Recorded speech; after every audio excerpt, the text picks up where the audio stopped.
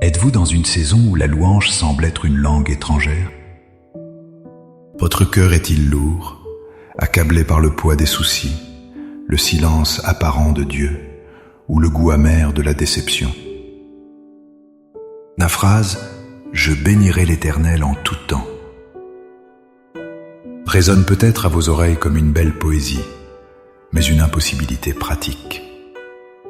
Vous regardez votre situation, la maladie, l'incertitude financière, la solitude, le deuil, et vous vous demandez « Comment puis-je bénir Dieu maintenant, au milieu de cette tempête?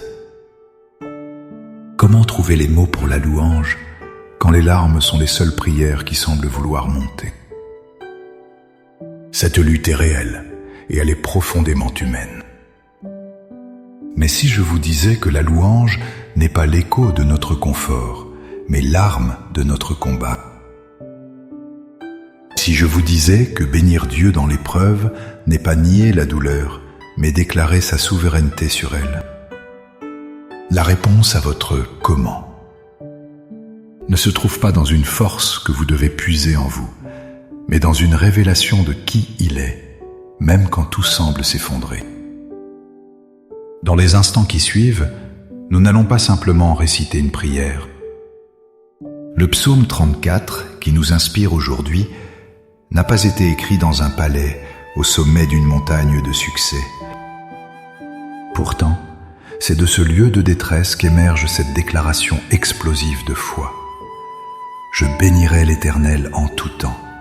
Sa louange sera toujours dans ma bouche. Il avait fait une expérience. La louange de David était sa réponse à la fidélité de Dieu, même avant de voir la délivrance complète.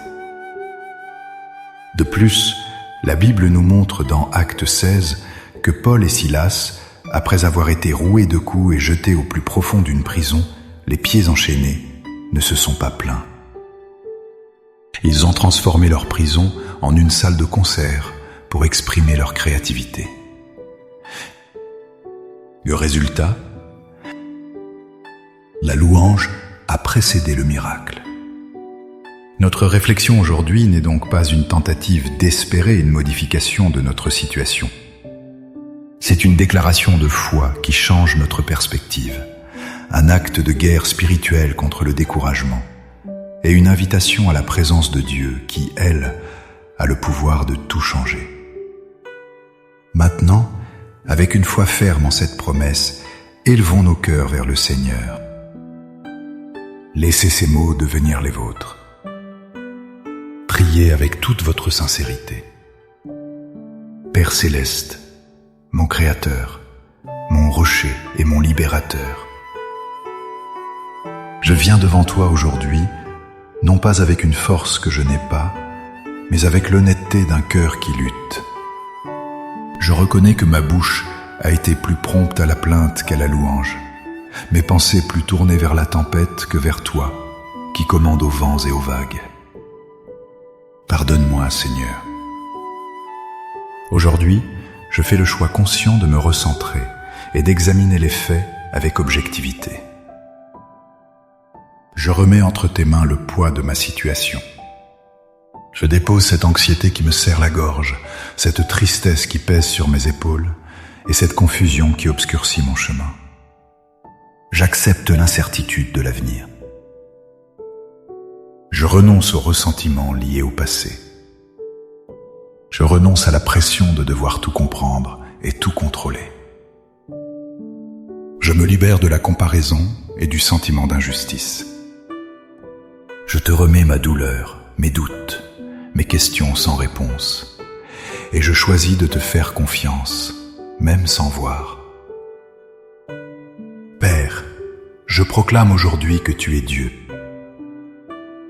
Tu es assis sur ton trône, et ma situation, aussi grande soit-elle à mes yeux, n'a jamais ébranlé ta souveraineté.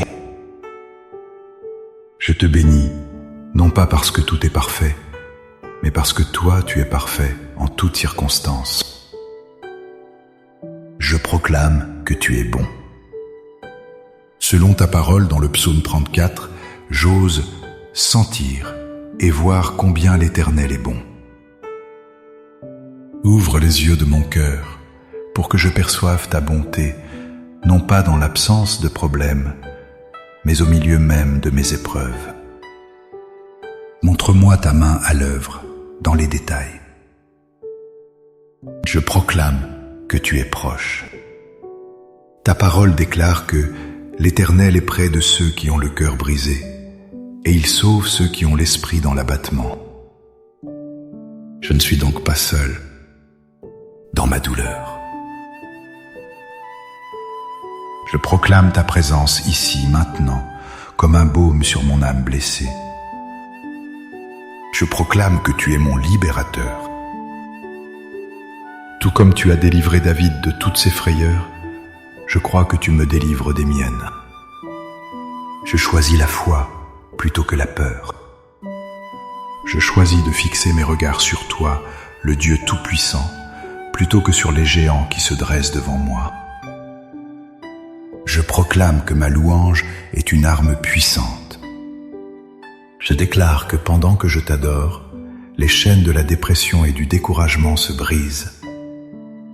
Pendant que je chante tes louanges, les murs de l'impossibilité tremblent et s'effondrent.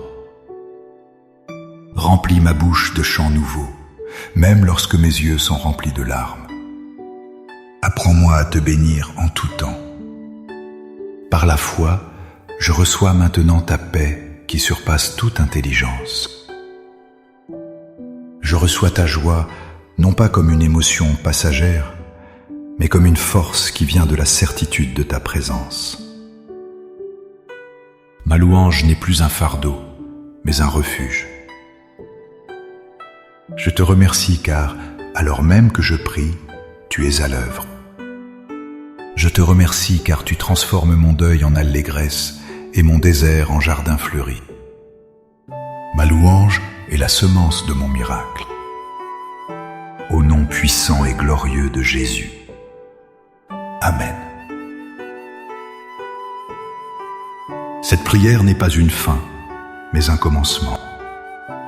La décision de bénir l'Éternel en tout temps est un muscle spirituel qui se fortifie chaque jour, à chaque choix conscient de détourner nos yeux de nos problèmes pour les fixer sur notre Dieu.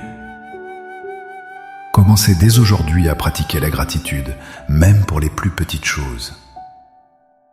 Si vous avez été encouragé par ce moment de prière, n'hésitez pas à aimer cette vidéo, à la partager, pour que d'autres puissent aussi trouver l'espoir au milieu de leur tempête, et à vous abonner à la chaîne pour grandir ensemble dans la foi. Pour affirmer votre pas de foi, écrivez dans les commentaires « Seigneur, en tout temps, je te bénirai ». Que chaque commentaire soit une pierre ajoutée à l'autel de notre adoration collective, un témoignage que même dans la nuit, son peuple choisit de chanter. Que le Seigneur vous bénisse et vous guide. À bientôt.